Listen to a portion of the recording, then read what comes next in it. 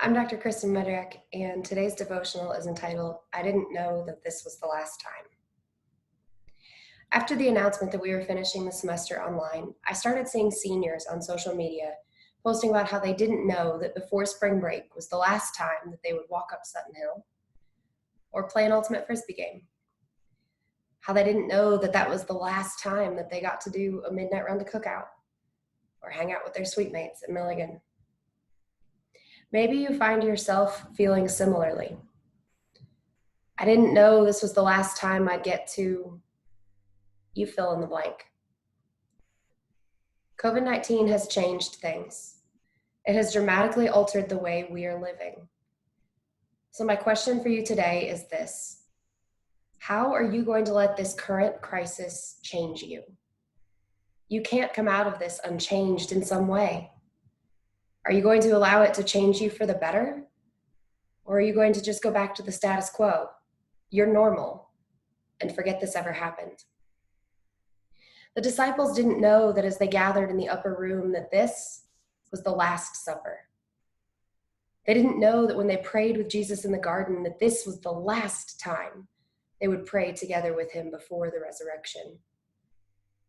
They didn't know that this was the last time they would see him heal a man before his death.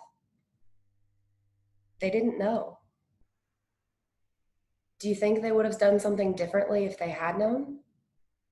Would you have done something differently before spring break if you had known what was going to happen after?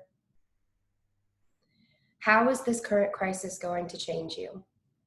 Is it going to force you into a shell where you're afraid of the outside world? Or is it going to make you a more generous person, giving more than you get? Is it going to make you take that trip to cookout even though you're tired?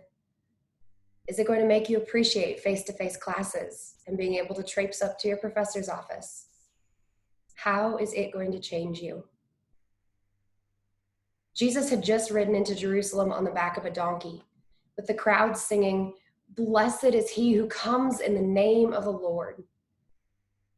Not even a week later, the disciples are making preparations for eating the Passover together. And Jesus' words probably sounded strange to the disciples. It was unlike their past Passovers. Jesus was talking about his body and his blood. And although he had told the disciples before that he must die, the disciples likely didn't think that this was going to be it. What would they have asked him if they had known? What kind of wisdom would they have tried to glean in their Last Supper? The Last Supper changed the disciples. So did the crucifixion and the resurrection. It rocked their world and changed the way they lived and served and loved and so much more. Perhaps this current crisis can change us for the better. Maybe we'll be more willing to participate in Sunday morning services at local churches. Maybe we'll be more willing to give, expecting nothing in return. Maybe we will serve differently, love differently, and live differently. As we enter Holy Week, this one is different. We can't gather to celebrate the resurrection together. We can't hug each other or be in the same room. But that doesn't mean that Christ isn't risen. It doesn't mean that church is canceled.